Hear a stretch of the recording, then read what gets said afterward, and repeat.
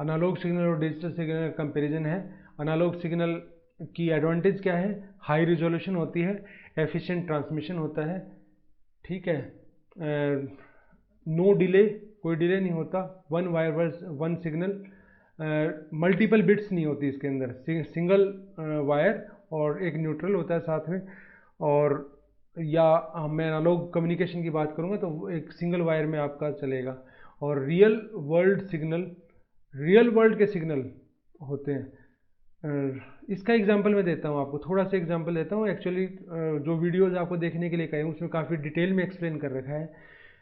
यदि मैं आपकी स्किन के टोन की बात करता हूँ, आप अपने कोई भी स्टूडेंट अपने फेस को इमेजिन करो और या अपनी बॉडी को इमेजिन करो और चेक करो कि आपकी बॉडी में कितने कलर्स हैं। There are infinite colours. यदि मैं कलर टोन की बात करता हूँ ना, तो आपकी बॉडी के अंदर आप अपने फेस पर भी देख लो, सिर्फ फेस पे देख लो, तो आपकी फेस के ऊपर आपको इनफाइनाइट कलर लेवल्स मिलेंगे। समझ गए? तो जब हम एनालॉग सिग्नल की बात करते हैं और जब हम डिजिटल सिग्नल की बात करते हैं, डिफरेंस आता है। देखिए मैं अब यहाँ एक चीज़ और आपको क्लियर करना चाहता हूँ। कॉन्स क्या है इसके, डिफ़िकल्टीज़ क्या हैं, लिमिटेशंस क्या है। Perform operations difficult to process करना मुश्किल है, ऑपरेशन करना मुश्किल है, इसके ऊपर कुछ प्रोसेस करना मुश्किल है, स्टोरेज करना मुश्किल है। ये चीज़ मैं आपको क्लियर करना चाहता हूँ, स्टोरेज करना क्यों डिफ़िकल्ट है। ठीक है, इसको मैं थोड़ा सा एक्सप्लेन करता हूँ आपको। देखिए मैंने आपको बोला कि इस आपकी क्लास में 50 स्टूडेंट्स हैं, तो आपको कितने डिजिट की ज़रूरत पड़ेगी। मैं अब सिंपल डिजिट की बात कर रहा हूँ, मैं बिट्स की बात नहीं कर रहा, मैं सिंपल डिजिट्स की बात कर रहा हूँ। आपको हर एक के नंबर में आईडी देनी है, आइडेंटिटी देनी है। तो आपका जो लेंथ होगी, बिट डिजिट की लेंथ होगी, वो कितनी होगी? 2। 60 स्टूडेंट्स है, 2 डिजिट में काम चल जाएगा। ठीक है, मैंने कहा इस यूनिवर्सिटी में यदि 10,000 स्टूडेंट हैं या 10,000 स्टूडेंट हैं, तो आपको कितने डिजिट की ज़रूरत होगी? यदि आप उनका आईडी देना चाहते हैं तो 10,000 के लिए हमें 9,9999 मतलब 4 डिजिट की ज़रूरत होगी। 10,000 को ना लेके मैं क्या करूँगा, 0000 से लेके 9999 तक ले लेता हूँ, तो 4 डिजिट में हमारा सारा आ जाएगा। ठीक है, 10,000 स्टूडेंट्स की को नंबर दिया जाएगा, उनका अपना एक आइडेंटिफिकेशन नंबर होगा।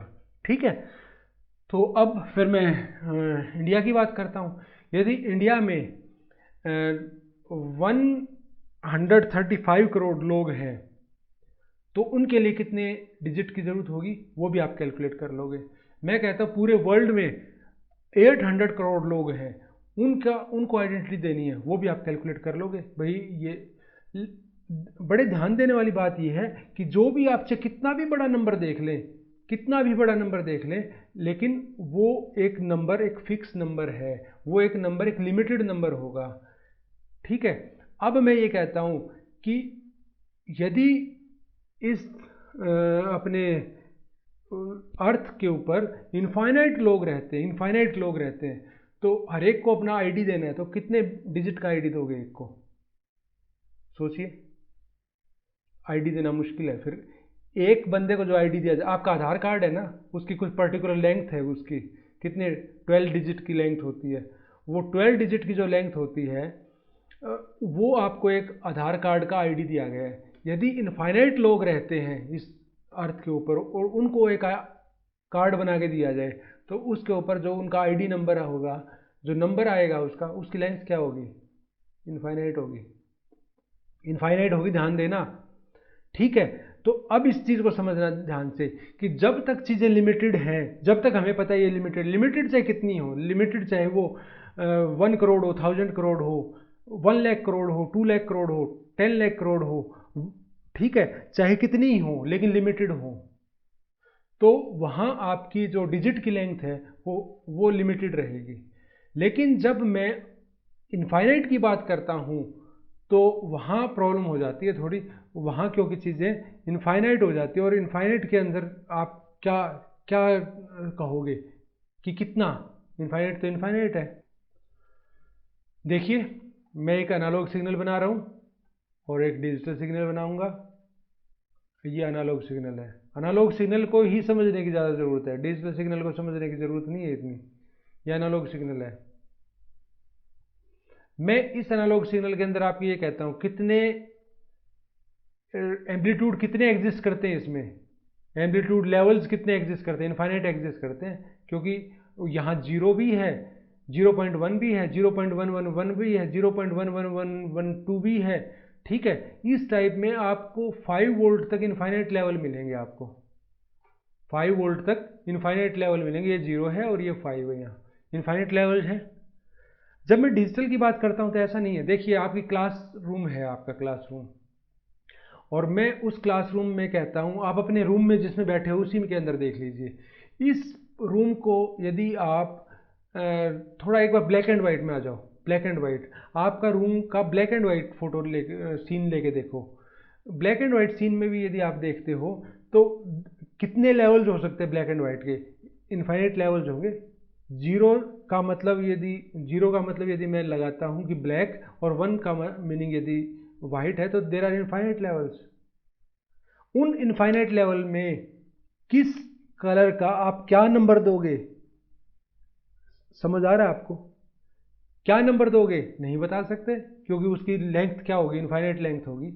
तो इसलिए थोड़ा और डिटेल में देखना है, आप वीडियो देख लेना, बहुत ज़्यादा टाइम इसके ऊपर मैं नहीं लगाऊंगा अभी।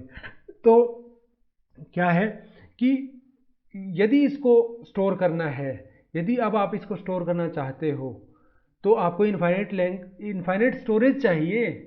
आपको इनफाइनाइट स्टोरेज चाहिए यदि इसको, और इनफाइनाइट स्टोरेज कहाँ है ही नहीं। इनफाइनाइट स्टोरेज का मतलब इनफाइनाइट मीन्स इनफाइनाइट, वो तो है ही नहीं।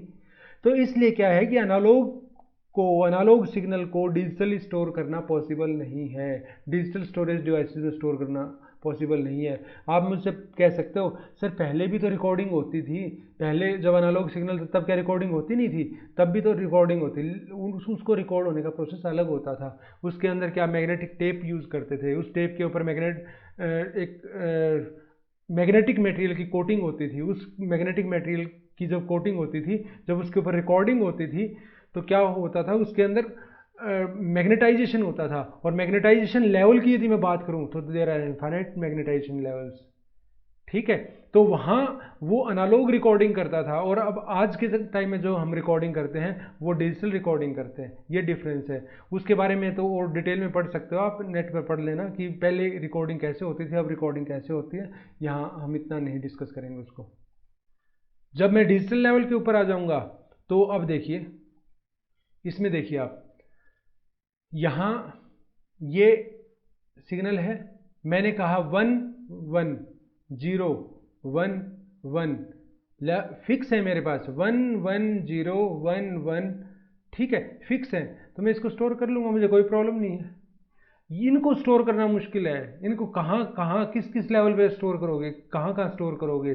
डिजिटल यदि इस टाइम पे देखोगे तो अलग वैल्यू, इस टाइम पे देखो अलग वैल्यू, हर एक मोमेंट पे अलग वैल्यू, डिफरेंट वैल्यू चेंज हो रही है। तो कैसे स्टोर करोगे? इसको डिजिटल स्टोर करना मुश्किल है। ठीक है, डिजिटली सेव करने का मतलब है डिजिटल स्टोरेज डिवाइस में, डिजिटल स्टोरेज डिवाइस में स्टोर करना इस सिग्नल को मुश्किल है। जबकि इनको हम डिजिटल स्टोरेज डिवाइस कौन सी है? जो आपके पेन ड्राइव्स हैं, आपकी हार्ड डिस्क है, ठीक है, या आपके SD कार्ड्स हैं, वो all are digital storage devices. तो ये क्लियर हो गया ये कंसेप्ट। अब यहाँ आते हैं हम डिजिटल सिग्नल्स के प्रॉस एंड कॉन्स की। डिजिटल सिग्नल के अंदर हाई इम्यूनिटी टू नॉइस होता है, वो मैं बता चुका हूँ। ईजी टू प्रोसेस होता है, प्रोसेस करना बहुत ईजी होता है। लेकिन इसके अंदर एक बहुत बड़ी एरर आ जाती है। वो एरर क्या होती है? देखिए, मैंने आपको ये बताया कि आपकी स्किन के अंदर कितने कलर हैं? इनफाइनाइट कलर्स हैं। लेकिन जब मैं उसको इनफाइनाइट कलर्स हैं, लेकिन मैंने जब उसको डिजिटली टीवी पे दिखाना है तो मैं क्या करूँगा? उसको फाइनाइट लेवल्स के अंदर लेके जाऊँगा। जब मैं उसको फाइनाइट लेवल्स के ऊपर लेकर जाऊँगा तो उसके अंदर क्या है? क्वांटाइजेशन करना पड़ेगा मुझे। क्वांटाइजेशन कैसे करना पड़ेगा? फॉर एग्जाम्पल मैं आपको एक छोटा सा एग्जाम्पल देता हूँ जो आपने जनरली मैथमेटिक्स में फेस किया होगा। 10 को 3 से डिवाइड करो। 10 को जब 3 से डिवाइड करो तो आएगा 3.3333। इनफाइनाइट लेंथ तक। तो आप बोलते नहीं, इसको 3.33 कर लेते हैं। तो 3.33 को जब आप 3 से मल्टीप्लाई करोगे तो क्या 10 आ रहा है? नहीं आ रहा। तो क्या आ गया? वो एरर आ गई एक। तो ऐसे ही जब हम लेवल्स डिफाइन करते हैं, ठीक है, तब भी क्या होगा कि आपको उसके क्वांटाइजेशन लेवल बनाने पड़ेंगे। लेवल्स होते हैं वहाँ, ठीक है। उन लेवल्स के अंदर क्या करेंगे, मैं लेवल्स फिक्स कर लूँगा, 2 लेवल, 8 लेवल, 16 लेवल, 256 लेवल्स। आपने कहीं कंप्यूटर्स में देखा हो 256 कलर कम्बिनेशन। आजकल 4K टीवी आए हुए हैं। 4K टीवी का मतलब उसके अंदर 4K कलर कम्बिनेशंस हैं, ठीक है। तो इतने कम्बिनेशंस हैं। तो ये क्या है कि ये कौन, उसके अंदर क्या है कि इनफाइनाइट लेवल से जब हम फाइनाइट नंबर ऑफ लेवल्स के ऊपर कोई चीज़ लेके आते हैं तो उसमें एरर आएगी। वो एरर आना स्वाभाविक है। तो वो एरर इसमें एग्जिस्ट करती है। तभी तो आप देखिए जो फेस, ह्यूमन फेस है, उसका कलर आपको सेम नहीं दिखेगा टीवी में। यदि आप एक किसी ग्रास को देख रहे हो तो वो कलर सेम नहीं दिखेगा आपको टीवी में। यदि आप ट्रीज़ को देख रहे हैं, ट्रीज़ का कलर भी सेम नहीं दिखेगा। तो ये चीज़ें हैं जो आपको सेम नहीं दिख रहा। क्यों नहीं दिख रहा? क्योंकि वहाँ एरर आ गए, क्वांटाइजेशन एरर आ गया। अब देखिए आगे A to D और D to A कन्वर्जन। जब भी, मैंने आपको पहले भी बताया था कि जो हमारे रियल एनवायरनमेंट की बात करेंगे, हमारे आसपास की बात करेंगे, रियल एनवायरमेंटल कंडीशंस की बात करेंगे, तो वो क्या है, सभी एनालॉग हैं। हम जो भी चीज़ देख रहे हैं, जो भी चीज़ सुन रहे हैं, जो भी चीज़ स्मेल कर रहे हैं, जो भी चीज़ फील कर रहे हैं, ठंड फील कर रहे हैं, गर्मी फील कर रहे हैं, जो भी चीज़ फील कर रहे हैं, those all are of analogue level, analogue nature, analogue की नेचर होंगी, कंटिन्यूस सिग्नल्स हैं वो। लेकिन जब मैं कंप्यूटर की बात करूंगा तो कंप्यूटर तो एनालॉग सिग्नल को समझता ही नहीं, वो डिजिटल सिग्नल को समझता है। तो इसलिए क्या है कि जब आप सेंसर की बात करते हैं तो सेंसर को इमीडिएटली जो डाटा लेता है उसको कन्वर्ट करना पड़ता है डिजिटल के अंदर। सेंसर जो डाटा लेता है एनालॉग, वो डाटा क्या होगा, एनालॉग फॉर्म में होगा, और वो कन्वर्ट किस में करना पड़ेगा, डिजिटल फॉर्म में कन्वर्ट करना पड़ेगा। उसके लिए हम क्या करते हैं, analogue input A to D converter use करते हैं। एनालॉग सिग्नल लिया, उसको डिजिटल सिग्नल में कन्वर्ट कर दिया यहाँ। फिर उसके बाद क्या होगा कि जब कंप्यूटर अपनी आउटपुट देता है, वो जो हम इंटरफेस, जिस इंटरफेस के थ्रू हम उसको चेक करते हैं, फिर चाहे हम उसको सुने, चाहे हम उसको चाहे हम उसका प्रिंट लें, चाहे हम उसको स्क्रीन पर देखें, तो जिस भी फॉर्म में हम देखेंगे तो आपको डिजिटल और analogue, digital to analogue converter use करना पड़ेगा। क्योंकि प्रोसेस, आपका जो कंप्यूटर है वो अलग चीज़ यूज़ कर रहा है और ये हम अलग चीज़ देखेंगे। अब देखिए digital to analogue video converter, ये आपने कुछ एग्जांपल दिए हैं मैंने, ठीक है। और यहाँ पे एनालॉग टू डिजिटल कन्वर्टर दिए हैं, ये वीडियो कन्वर्टर है, ये ऑडियो कन्वर्टर है, ये कुछ एग्जांपल दिए हैं मैंने। अब बिट, बाइट और वर्ड का कंसेप्ट है।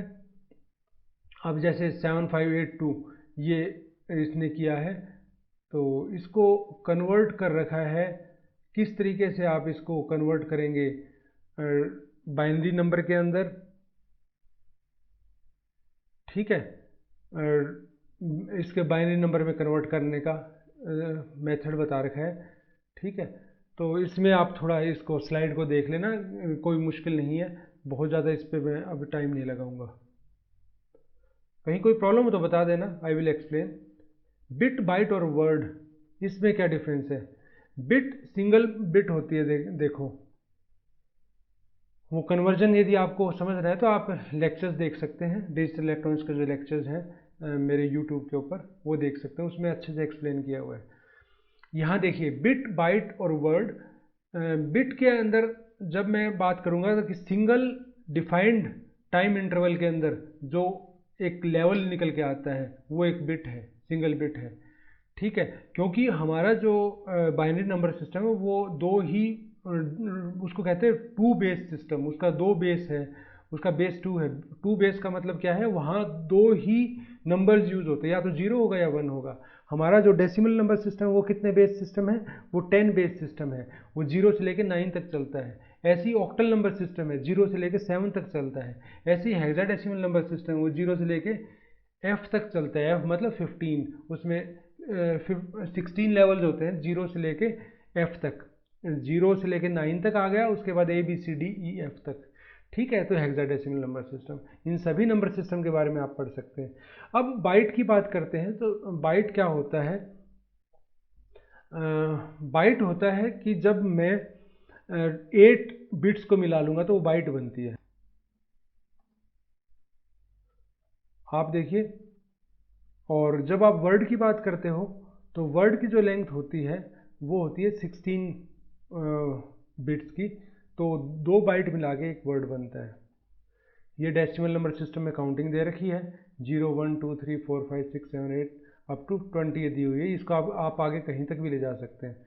ठीक है, वो कन्वर्ट करने का मेथड है, उसको यूज़ करते जाइए और आपके काउंटिंग आ जाएगी। ठीक है, नेक्स्ट बिट बाइट। 0 का मीनिंग ऑन होता है, 1 का मीनिंग ऑफ होता है, 0 का मीनिंग स्टॉप भी बोल सकते हो, 1 का मीनिंग गो भी बोल सकते हो।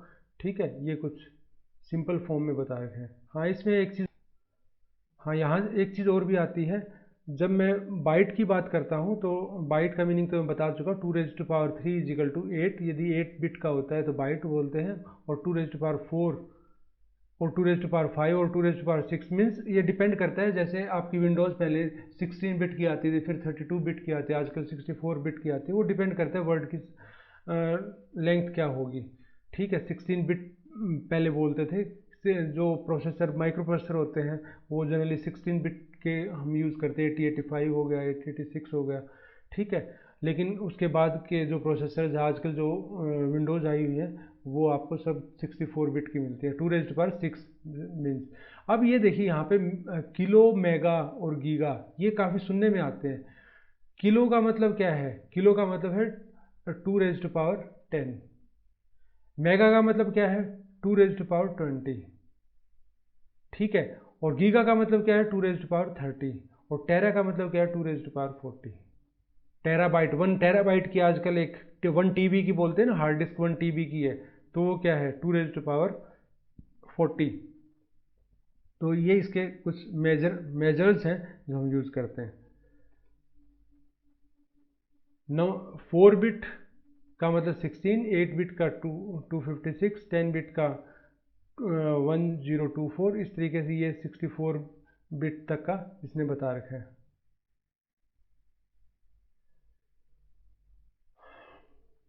4 बिट बाइनरी नंबर के अंदर क्या हो? 2⁻, लीस्ट सिग्निफिकेंट बिट।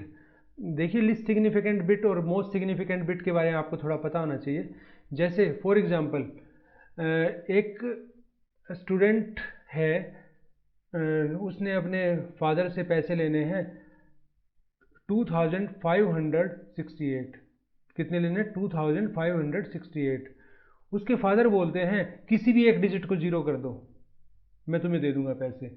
वो किस डिजिट को जीरो करेगा जिससे उसको लॉस ना हो?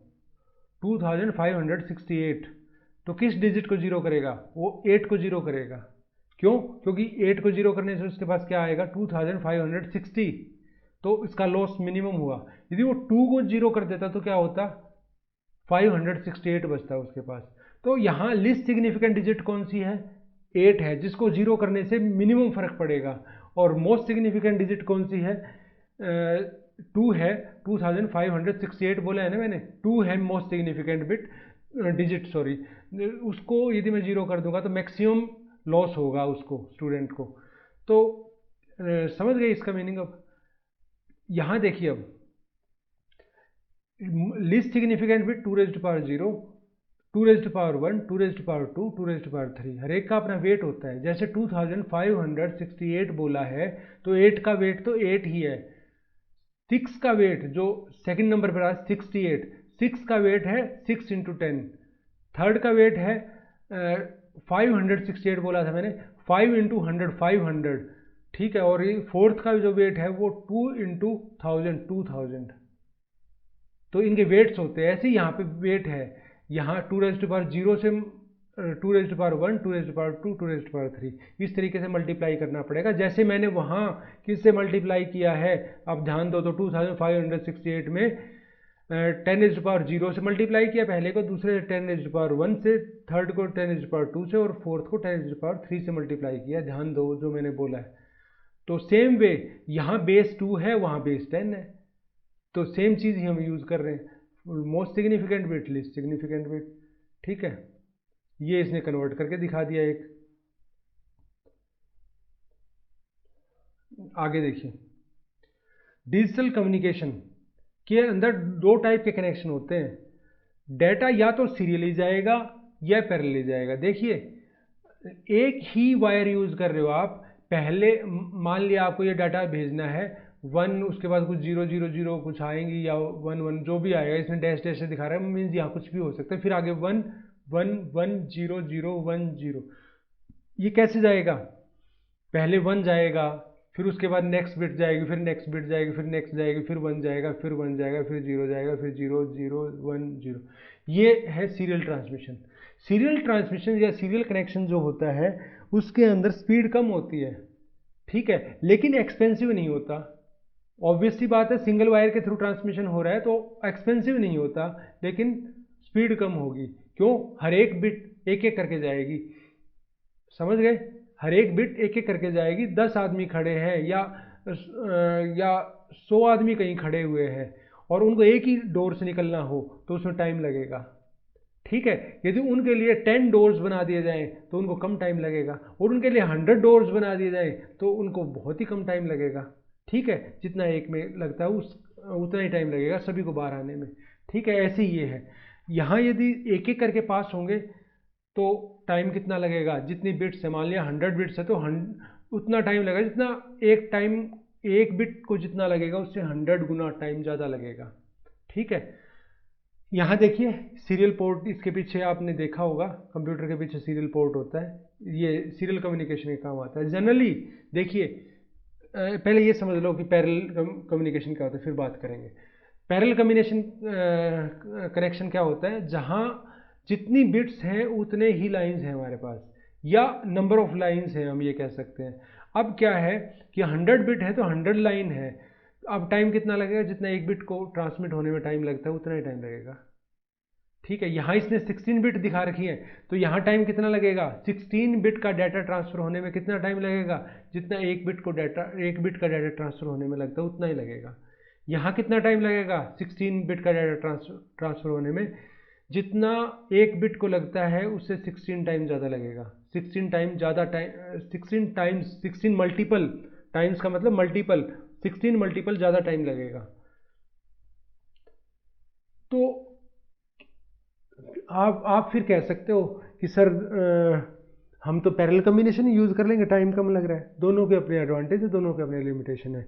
जब हम सीरियल कम्युनिकेशन की बात करते हैं तो वहाँ क्या है कि कॉस्ट कम आ रही है, आपको सिंगल लाइन देनी पड़ रही है तो कॉस्ट कम आएगी, ठीक है। जहाँ पैरेलल कनेक्शन की बात करेंगे तो वहाँ आपको नंबर ऑफ लाइन ज़्यादा होंगी तो कॉस्ट ज़्यादा आएगी।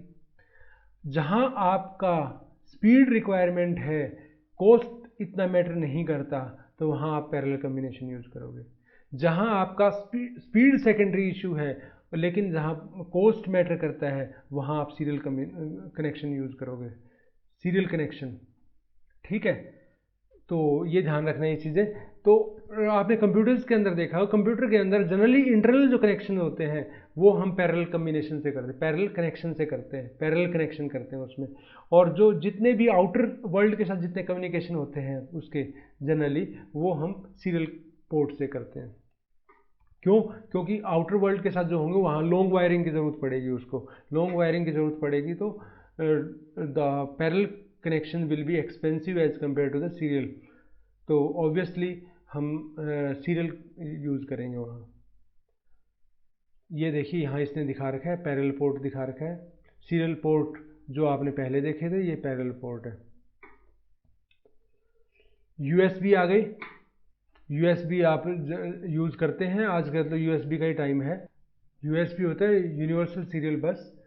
तो इसके अंदर ये फर्स्ट टाइप का, ये सेकंड टाइप का। ये जनरली आप देखोगे जहाँ अप स्ट्रीमिंग होती है वहाँ ये होगा, और जहाँ डाउन स्ट्रीमिंग होती है वहाँ ये होगा। प्रिंटर्स वगैरह के अंदर आप ये यूज़ देखते हैं कि इस टाइप का होता है। और जो आपकी और डिवाइसेस होती हैं जैसे माउस हो गया, कीबोर्ड हो गया, ठीक है, तो वहाँ आप इस तरीके का देखते हैं, या वेब कैम है वो भी इस तरीके का होता है। यहाँ एक के अंदर आपने कई यूज़ कर रखे हैं, हब यूज़ कर रहे हैं आप, और यहाँ देखिए 127 डिवाइसेस आप एक कंप्यूटर के ऊपर यूज़ कर सकते हैं यूएसबी कंसेप्ट के तरीके से। अब आगे है सिग्नल कंडीशनिंग। सिग्नल कंडीशनिंग क्या है? सिग्नल को जब हम आगे पास करते जाते हैं, आगे पास करते हैं, तो हर एक डिवाइस का अपना एक कैरेक्टरिस्टिक होती है। उस कैरेक्टरिस्टिक में वो एक पर्टिकुलर टाइप के सिग्नल के लिए ही अडेप्टेबल ज़्यादा होता है। तो इसका मतलब क्या है कि हर एक स्टेज पर जब आप सिग्नल पास करते हो तो उसको उस जैसा बनना पड़ता है, उस कैरेक्टर का बनना पड़ता है कि वो अगले डिवाइस उसको इजीली एक्सेप्ट कर सके, उसको अडॉप्ट कर सके। अडेप्टेबल डिफरेंट सिग्नल के लिए अडेप्टेबल है वो, तो उसके अंदर चेंज करना पड़ता है। तो यहाँ क्या है, सिग्नल कंडीशनिंग क्या है? Operation performed on a signal to convert them to a form suitable for the interfacing with other elements. यही बात मैंने अभी बताई है कि इस तरीके से उसके अंदर कुछ ऑपरेशन करने पड़ते हैं, सिग्नल के अंदर कुछ ऑपरेशन करने पड़ते हैं। ऑपरेशन का मतलब कुछ प्रोसेस करने पड़ते हैं, उसमें चेंज करना पड़ता है सिग्नल को, सो दैट कि वो जो नेक्स्ट डिवाइस आ रही है उसके लिए अडेप्टेबल हो जाए, वो उसको इजीली एक्सेप्ट कर सके। तो ये हर एक डिवाइस का डिफरेंट टाइप का, कोई डिजिटल सिग्नल लेता है, कोई एनालॉग सिग्नल लेता है, और कोई एनालॉग के अंदर लो लेवल का सिग्नल लेता है, कोई हाई लेवल का सिग्नल लेता है। ये डिपेंड करता है कि अलग अलग डिवाइस के ऊपर, तो वहाँ सिग्नल कंडीशनिंग ज़रूरी है। नेक्स्ट है signal level and bias changes. अभी जो मैं कंडीशनिंग की बात कर रहा था, उस कंडीशनिंग का ही एक पार्ट है कि आप सिग्नल के लेवल को एडजस्ट करते हो, मतलब मैक्सिमम लेवल को एडजस्ट करते हो और मिनिमम लेवल को एडजस्ट करते हो, तो उसको बोलते हैं बायस और लेवल को सेट करना, चेंज करना। मीन्स बायस का मतलब क्या है? जीरो वैल्यू को सेट करना, और लेवल का मीनिंग क्या है? Adjust the level. मैग्नीट्यूड का मतलब है कि आप मैक्सिमम लेवल को चेंज कर रहे हो। मीन्स एक सिग्नल के दो लेवल होते हैं, एक मिनिमम लेवल, एक मैक्सिमम लेवल। मिनिमम लेवल को चेंज करने को बायस चेंज बोलते हैं, और अपर लेवल को चेंज करते हो तो उसको लेवल चेंज बोलते हैं। ठीक है, ये जैसे एक सिग्नल था एग्जांपल से 0.2 वोल्ट से लेकर 0.6 वोल्ट तक का सिग्नल, उसको हम कन्वर्ट किया है कंडीशनिंग सर्किट के थ्रू 0 वोल्ट से 5 वोल्ट तक के सिग्नल के अंदर। मीन्स यहाँ जो डिवाइस लगी हुई थी, वो जो सिग्नल दे रही थी, वो 0.2 से लेकर 0.6 वोल्ट तक के वेरिएशन में दे रही थी। हमने उसको कन्वर्ट कर लिया 0 वोल्ट से 5 वोल्ट तक, क्योंकि उसको मुझे आगे भेजना है। ये काम तो आप अपने घरों के लिए भी देखते हो, अपने हाउसेज, डोमेस्टिक इलेक्ट्रिसिटी जब आपके घर आती है तो क्या करते हैं उसको पहले जब आप इतनी हैवी लाइंस देखते हो, कोई 33,000 वोल्ट की लाइन होती है, कोई 11,000 वोल्ट की लाइन होती है, कोई आपके कॉलोनी में जो ट्रांसफार्मर लगे होते हैं वो 1100 वोल्ट के होते हैं वो। तो 1100 वोल्ट से वो आपको कहाँ कन्वर्ट करते हैं? आपके 220 वोल्ट में सिग्नल को कन्वर्ट करते हैं, इलेक्ट्रिक सिग्नल को कन्वर्ट करते हैं। वो भी तो सिग्नल कंडीशनिंग है एक तरीके से, कि वो मैक्सिमम लेवल को आपके डिजायर्ड लेवल तक लेके आ रहे हैं। मीन्स जो जो डिवाइसेस आपके घर पर लगी हुई हैं उनको जैसा सिग्नल चाहिए वो कन्वर्ट करके वैसा भेज रहे हैं। लेकिन वो हाई लेवल के सिग्नल, हाई सिग्नल्स हैं, मीन्स हाई वोल्टेज के सिग्नल है, हम यहाँ बहुत छोटे सिग्नल्स की बात कर रहे हैं, लेकिन काम वहाँ भी वही हो रहा है, ट्रांसफार्मर भी वही काम कर रहे हैं वहाँ। ठीक है, नेक्स्ट है वो काम कैसे हुआ है जो पिछली स्लाइड में दिखाया। वो काम दो स्टेज में हुआ है। जैसे पिछली स्लाइड में मैंने दिखाया था 0.2 से लेके 0.6 तक का था, और 0 से 5 वोल्ट में कन्वर्ट हो गया। वो कैसे हुआ? यहाँ 0.2 था, 0.6 था, मैंने 0.2 का सब्ट्रैक्शन कर दिया तो सिग्नल 0 से लेके 0.4 पे आ गया। अब मैंने इसको मल्टीप्लाई कर दिया, तो पहले सब्ट्रैक्शन किया फिर मल्टीप्लाई किया। मल्टीप्लाई किससे किया? कि 5 आ जाए। आप देखो इसको, ये है 0.4 का मीनिंग क्या है? 4/10। ठीक है, 4/10 लेवल है, 2/5। ठीक है, और यहाँ पर ये है 5, यहाँ 4/10 मीन्स 2/5 आ गया। और जब मैं 2/5 को 12.5 से मल्टीप्लाई करूँगा तो ये 5 वोल्ट तक का सिग्नल हो जाएगा, और जीरो का तो जीरो ही रहेगा। मीन्स ये इस तरीके से शिफ्ट हुआ। मतलब समरी में ये है कि मैं ऐसे बताना चाह रहा हूँ यहाँ। Next, linearisation. लीनियर कैसे किया जाता है? जब भी कोई सेंसर होता है वो लीनियर नहीं होता, ठीक है, नॉन लीनियर जनरली होते हैं। नॉन लीनियरिटी कितनी है, 100% लीनियर तो कोई होगा ही नहीं, एग्जैक्टली लीनियर तो कोई होगा ही नहीं कैरेक्टरिस्टिक किसी की भी। अब नॉन लीनियर होगी कैरेक्टरिस्टिक, लेकिन वो नॉन लीनियरिटी कितनी, वो डिपेंड करता है, अच्छी क्वालिटी का और नॉन लीनियरिटी कम होगी, और बेटर अच्छी क्वालिटी का नहीं है, इन्फीरियर क्वालिटी का है तो उसकी नॉन लीनियरिटी बहुत ज़्यादा होगी। तो नॉन लीनियरिटी यदि उसके अंदर है तो उसको लीनियर में कन्वर्ट करना पड़ता है। फिर लीनियर नॉन लीनियर कैरेक्टरिस्टिक उसको लीनियर के अंदर कन्वर्ट करेंगे। लीनियर ऐसा होता है, मीन्स ये तो इसने शेप ही डिफरेंट कर दी, मीन्स यदि मैं इसको कहूँगा तो लीनियर ऐसा होगा बिल्कुल एग्जैक्टली शार्प, ठीक है। और यदि सिग्नल ऐसे ऐसे है और उसको या ऐसे गया हुआ है या इस टाइप में चला गया, यहाँ ऐसे चला गया, तो वो क्या है कि नॉन लीनियर बिहेवियर हो गया। तो नॉन लीनियर यदि कोई सिग्नल है तो उसको लीनियर में कन्वर्ट करना, तो उसको लीनियराइजेशन बोलते हैं। अब इसके लिए हम क्या करते हैं, माइक्रो कंट्रोलर यूज़ करते हैं, ये डीएसपी कंट्रोलर यूज़ करते हैं ये काम करने के लिए, ठीक है। उसके बाद आता है डिजिटल इंटरफेस। इसकी बात हम कर चुके हैं कि जब भी आप कोई सेंसर यूज़ करते हैं जिसको कंप्यूटर के साथ यूज़ करते हैं, या कोई आउटपुट डिवाइस यूज़ करते हैं जिसको कंप्यूटर के साथ कनेक्ट किया है, तो वहाँ पर आपको ए टू डी और D to A converter use करने पड़ते हैं, जिसको हम एडीसी या डीएसी बोलते हैं। तो ये इंटरफेसिंग, डिजिटल इंटरफेसिंग के लिए यूज़ होते हैं। नेक्स्ट है इम्पीडेंस मैचिंग। इम्पीडेंस मैचिंग अपने आप में बहुत बहुत इंपॉर्टेंट टॉपिक है एक इलेक्ट्रॉनिक इंजीनियर के लिए, ठीक है। तो क्योंकि इम्पीडेंस मैचिंग जब तक नहीं होगा कोई भी हार्डवेयर डिवाइस आपकी प्रॉपरली वर्क नहीं करेगी। जब भी कोई आप एम्पलीफायर डिज़ाइन करते हैं या कोई फिल्टर डिज़ाइन करते हैं या कभी आप सेंसर की बात करते हैं, सेंसर के लिए भी बात कर लो, किसी भी डिवाइस की बात कर लो, जब तक इम्पीडेंस मैचिंग प्रॉपर नहीं होगी तब तक आपका आउटपुट प्रॉपर आएगी नहीं। इम्पीडेंस मैचिंग, इवन मैं इलेक्ट्रिकल डिवाइसेस की बात करता हूँ तो वहाँ भी इम्पीडेंस मैचिंग जरूरी है। इम्पीडेंस मैचिंग नहीं होगी तब तक आपको आउटपुट लॉसेज ज़्यादा होंगे, आपको प्रॉपर आउटपुट आएगी नहीं, ठीक है। तो इम्पीडेंस मैचिंग होना जरूरी है। इम्पीडेंस मैचिंग क्या है, अब देखिए, impedance matching maximum power transfer theorem पढ़ी होगी आपने, ठीक है। मैक्सिमम पावर ट्रांसफर थ्योरम क्या बोलती है, maximum power transfer theorem first year के जो सेकेंड ईयर में स्टूडेंट्स आए हैं उन्होंने भी फर्स्ट ईयर में पढ़ी है। ये मैक्सिमम पावर ट्रांसफर थ्योरम जो स्टेट करती है वो ये है कि किसी भी सर्किट से मैक्सिमम पावर तब ली जा सकती है जब लोड इम्पीडेंस रिमेनिंग सर्किट के इम्पीडेंस के इक्वल हो। यदि मान लिया वो इक्वल नहीं है, उसमें कुछ डिसबैलेंस होता है, मीन्स कोई एक चीज़ कम या ज़्यादा होती है, तो वहाँ आप मैक्सिमम आउटपुट नहीं आएगी। तो वहाँ क्या होगा कि अब इसमें आगे देखिए लोडिंग इफेक्ट भी आना स्टार्ट हो जाएगा। कंसेप्ट ऑफ लोडिंग, लोडिंग क्या होता है कि आपने एक सेंसर यूज़ कर रहे हो और sensor is the first step, तो ऑब्वियसली सेंसर के बाद कोई दूसरी स्टेज लगेगी, कुछ ना कुछ लगेगा उसके बाद। तो यदि वो आपने प्रॉपर इम्पीडेंस मैच करके नहीं लगाया सेंसर के साथ तो सेंसर को लोड करना स्टार्ट कर देगा वो। और सेंसर को लोड करने का मतलब क्या है कि सेंसर के अंदर लॉसेज होना स्टार्ट हो जाएंगे और आपको आउटपुट प्रॉपर नहीं मिलेगी।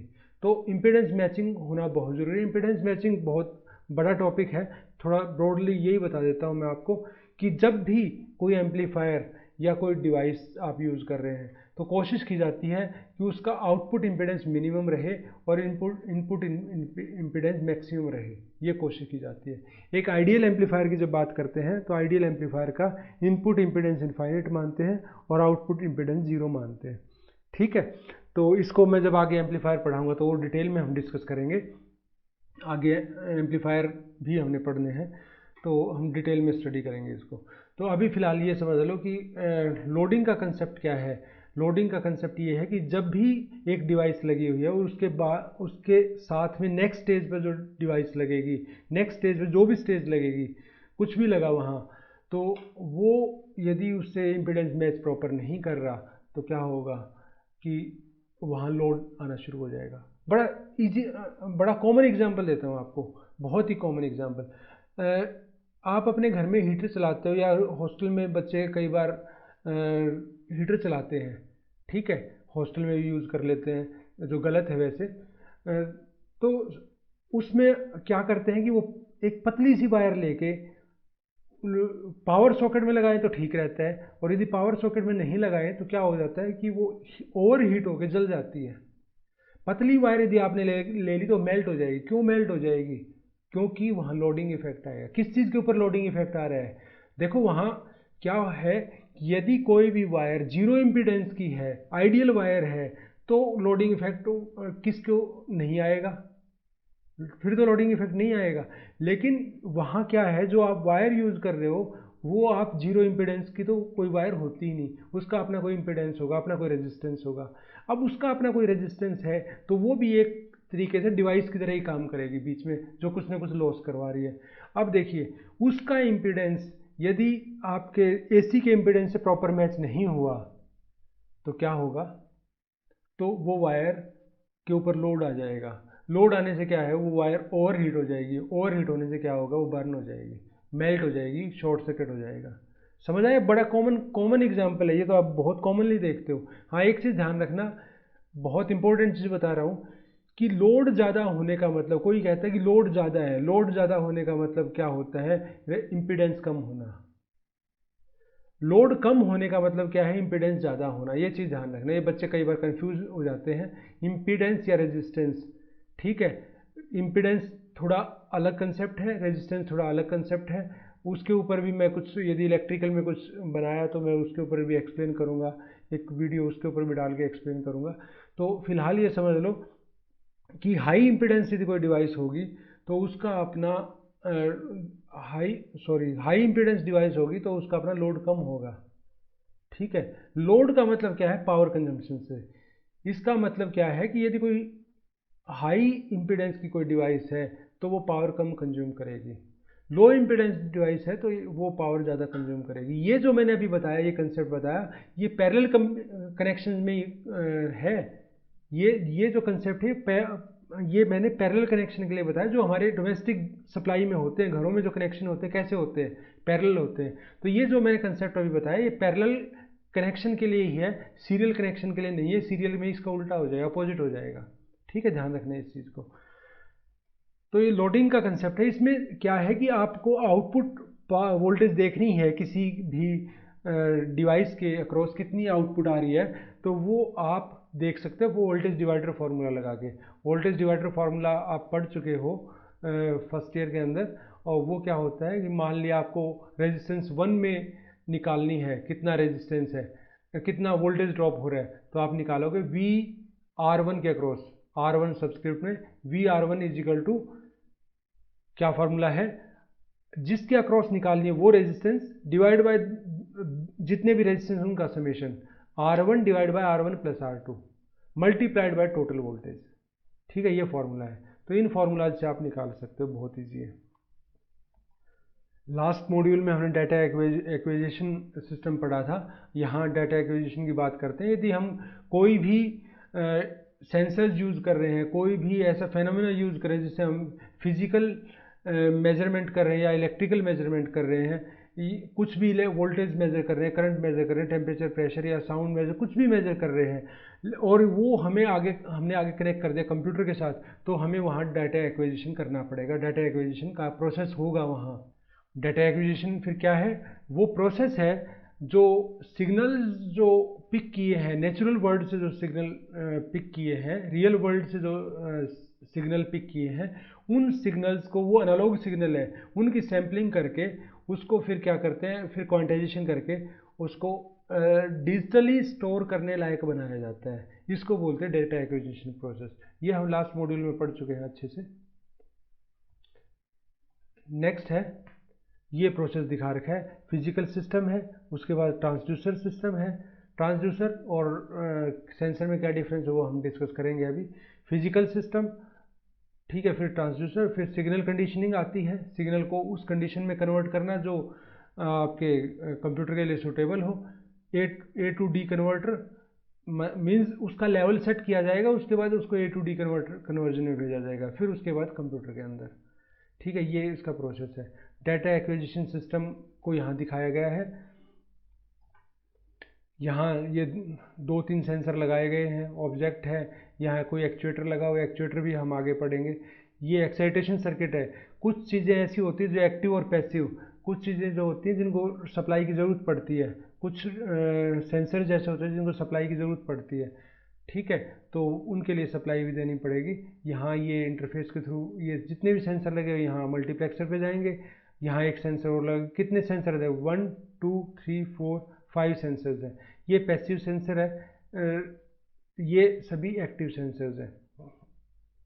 ठीक है, तो यहाँ मल्टीप्लेक्सर लगा हुआ है, मल्टीप्लेक्सर के साथ बाद में A to D कन्वर्टर लगा हुआ है।